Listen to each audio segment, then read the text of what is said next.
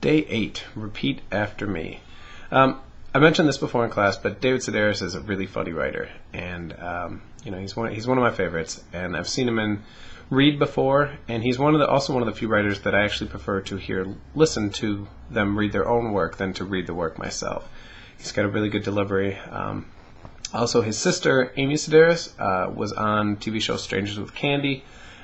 She's also kind of a comedian herself. So if you're looking for a good funny read this summer, a couple books by David Sedaris, Naked and Barrel Fever, are full of really good stories. And the stories that he writes about, most of them are about his family. And so we get another good example of postmodernism writing in this story, Repeat After Me, because basically this story is a story David Sedaris writing about the process of writing a story. So it starts off on page 143, 144, and he's talking about his sister Lisa. At the very bottom, 143, he's talking about the roles that they've been assigned as kids. Okay, so I don't know if you got more than one sibling in your family. Sometimes kids kind of get a reputation in your family. You get to be the smart one, or the athletic one, or the responsible one, or the troublemaker. I'm not sure whether that's the same in your family, but that's definitely kind of the way it was in my family. I was the stallion in my family. Still am the stallion in my family. It's not something which has gone away. Anyway, she had been assigned the role of kind of the overachiever. Worse than that, it had not been planned for her. As children, we'd been assigned certain roles: leader, bum, troublemaker, slut. Titles that effectively told us who we were. As the oldest, smartest, and bossiest, it was naturally assumed that Lisa would shoot to the top of her field, earning a master's degree in manipulation and eventually taking over a medium-sized country. So when she ended up dropping out of college, all of a sudden the world as she knew it, and which as it had been assigned to her by her family, didn't make sense anymore. Okay, she was kind of floundering, and she ended up taking a bunch of kind of random jobs, which leads to David coming to stay with her. And then he's going to give us some more information about his sister, and he talks about his sister's creepy bird, Jose. At the top of 146, middle way 1 through 147. Let me start this over. On 147 in the middle of the page, I'd ask her the same question, and she'd say, "Oh, fine." Jose would ask her, "How are you?" And she would talk back. And then David would ask her, and she just would kind of give a non-committal answer. "Oh, I'm fine. No worries." She's afraid to tell me anything important, knowing I'll only turn around and write about it. In my mind, I'm like a friendly junk man, building things from the little pieces of scrap I find here and there, but my family started to see things differently. Their personal lives are the so-called pieces of scrap I so casually pick up, and they're sick of it. More and more often, their stories begin with the line, "You have to swear you will never repeat this." I was promised, but it's generally understood that my word means nothing. So, this is example number 1. He views the stories, the lives, everything that happens to his family as pieces of scrap. It's just materials that he can build stories out of. It's their lives, but he views them as materials with which he can write a funny story about. Okay, so this is kind of his way of kind of looking at his process of writing and what he does as a writer. To him, everything that they tell him is fair game. Okay, and if it's funny or embarrassing or weird, it makes a good story for him. And so the weirder the better. However, these stories have made him very famous, but they've also made a large portion of America know a lot about his family. So when he does a reading and is talking about them, people will ask him questions about his brother, who also calls himself the Rooster. And that's kind of my best recommendation if you're going to read any of his stories, to read the stories about the Rooster, because they are the most inappropriate, but they're also by far the funniest. He's a really, really funny, weird character. But to them, it's their lives that is being kind of held up for ridicule. To him, he's taking a step back and almost analyzing it, and this is, just a piece of material. He's like an artist, and he goes to a junkyard and picks up this stuff and then kind of pushes it together into a story.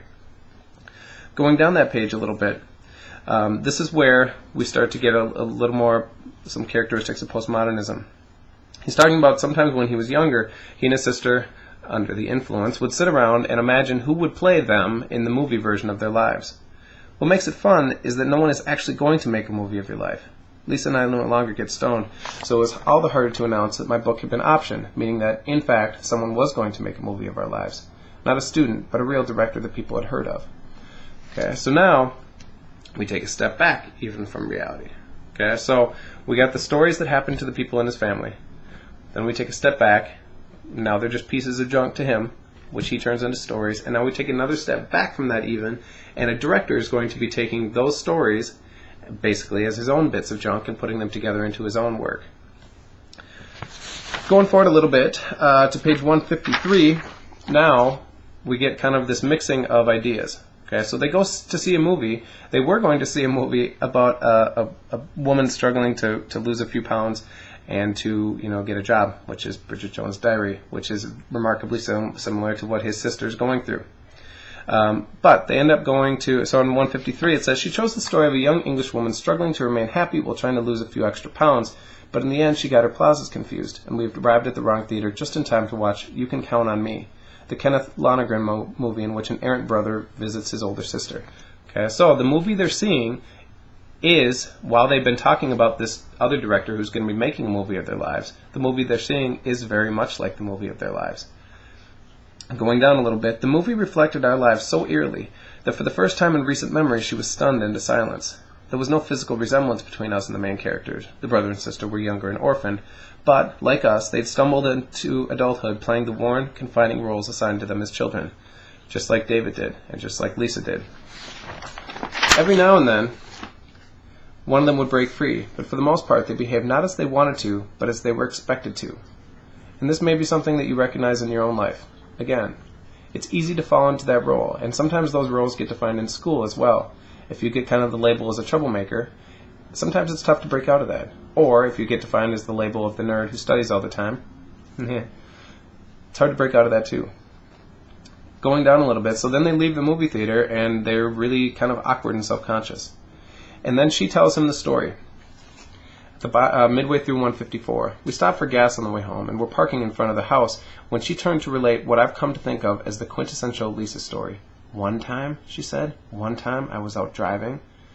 The incident began with a quick trip to the grocery store and ended, unexpectedly, with a wounded animal stuffed into a pillowcase and held to the tailpipe of her car. Like most of my sister's stories, it provoked a startling mental picture, capturing a moment in time when a person's actions seemed both unimaginably cruel and completely natural. Details were well chosen, and the pace built gradually, punctuated by a series of well-timed pauses. And then... She reached the inevitable conclusion, and just as I started to laugh, she put her head against the steering wheel and fell apart.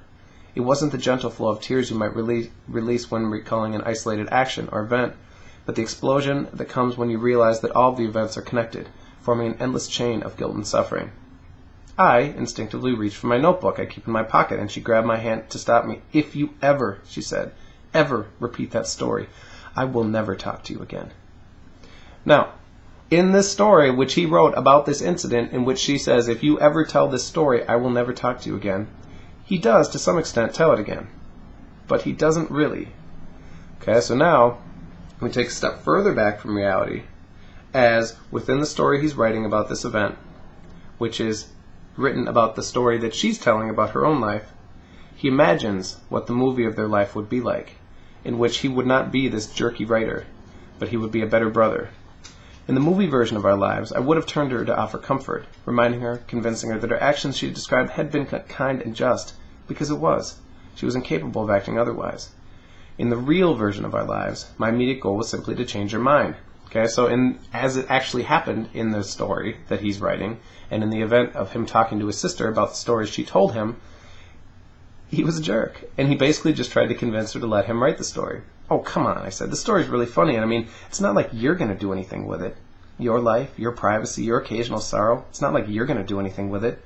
Is this the brother I always was, or the brother I'd become?" I worried that in making the movie, the director might get me and my family wrong, but now a worse thought occurred to me. What if he got us right? Okay, so now we get his imagined version of what the movie version of their lives is going to be, and he's writing about it. Okay, so you can see how many different layers of removed from reality this is, and this is another good example of why this is a postmodern story. The actual story that they're writing about is the story of their lives. You know, his relatives talk to him, he steps back, views that as just scraps of junk, which then he kind of puts together into his own story, and then someone's going to make a film of it. Okay, so now he's imagining a film of the entirety of the stories family told, the book he wrote, and then as this gets turned into a story itself. Dusk. Okay, so this is scene direction if this was in a movie, and this would be, what the cameraman would do and the lighting and all this stuff. Dusk. The camera pans an unremarkable suburban street, moving in on a parked four-door automobile where a small, evil man turns to his sobbing sister saying, "What if I use the story but say that it happened to a friend?" But maybe that's not the end. Maybe before the credits roll, we see this same man getting out of bed in the middle of the night, walking past his sister's room and continuing downstairs to the kitchen. A switch is thrown and we notice, in the far corner of the room, a large standing bird cage covering with a tablecloth. He approaches it carefully and removes the cloth, waking a blue-fronted Amazon parrot, its eyes glowing red in the sudden light. Through everything that's gone before this moment, we understand that the man has something important to say. From his own From his own mouth, the words are meaningless, so he pulls up a chair. The clock reads 4 a.m., then 4, then 5, and he sits before the brilliant birds, repeating slowly and clear the words, "Forgive me, forgive me, forgive me." That's the tale of my dog. and the rest of her, except she looks creepy and like a ghost now. It's a ghost dog. Anyway, so this story is a good example of postmodernism writing, and the book you're going to start reading momentarily, Extremely Loud, Incredibly Close, is a really good example of it. Okay, so just a couple things about this book. This book is told from 3 different viewpoints. I realize I put up 4 fingers, but I really meant to put up 3. This is where my brain is at right now. This is your brain on baby. Anyway, told from 3 different viewpoints. Okay, the first chapter is going to be told from Oscar. Okay, and Oscar's a kid, and his chapters tend to be the most straightforward and the easiest. Okay, Oscar uses some weird expressions. Okay, and he's constantly inventing things in his mind. So I will give you some explanation of those things tomorrow, and then chapter 2 is told from a different character's perspective. Okay, now what I want you to do when you get to those, and a way you can kind of figure out who is saying what, is at the top of the chapters that are not Oscar's chapters are pretty straightforward, and you can tell it's Oscar pretty clearly because of the way he writes and the way he talks. The next person has a date at the top. Okay, I want you to pay attention to when the date is and who the letter is addressed to. Okay, there'll be some chapters in here which are very confusing. Okay, but there aren't really, I don't think there's Spark Notes or any online summaries of this book, so the quizzes tend to be easier and more straightforward. If you're really struggling with this book, do the best you can with it, and I will have a little bit more flexibility in terms of people taking quizzes, and I would say that the quizzes are much easier for this book because the book is harder.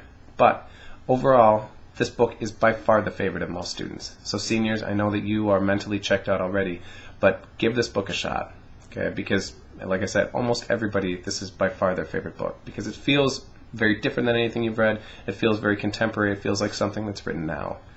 Okay, and one last thing I want you to think about, and I've mentioned this to a couple classes. In another week or so, I'm going to give you a writing assignment that you write an anonymous letter to the class. Okay, it's going to make more sense within the context of the book, but what I want you to start thinking about is what you're going to write about. Okay, because this is anonymous, you're going to type it, your name won't be on it, no one will know who you are. Okay, so I just want you to write what you want to write. I want you to say something that you think is important. It could be something from your past that you haven't talked about. It could be things you think about or things you believe in, or whatever it is. I just want you to say something. Okay, so I'm just going to give you a couple rules of things this is not. Okay, it's not your chance to just be offensive and write scathing things about people just because your name isn't on it. When I collect this, it's just going to be typed and face down on your desk. I'm just going to walk around. If I see a piece of paper on your desk, I'm going to check your name off and you get the points. Then I collect them all and just read through them. If there's anything offensive written, you just won't get, you'll get credit, you just won't be in the book. Okay? Then I take all the letters, put them together, and get them all photocopied. So everyone's going to get a copy of a letter from everybody else. The more thought you put into this, the better the assignment is. Okay? And this is my favorite assignment that I've ever given in any class. I think I get the most creative things, I get the most interesting things, and you will be shocked and amazed at the things that people talk about. Okay, I'm not going to show you any examples because I want you to just do this on your own. And I'll give you more information, and I'll kind of talk through this a little bit more as we get closer, but kind of start thinking about what it is you want to say. Goodbye.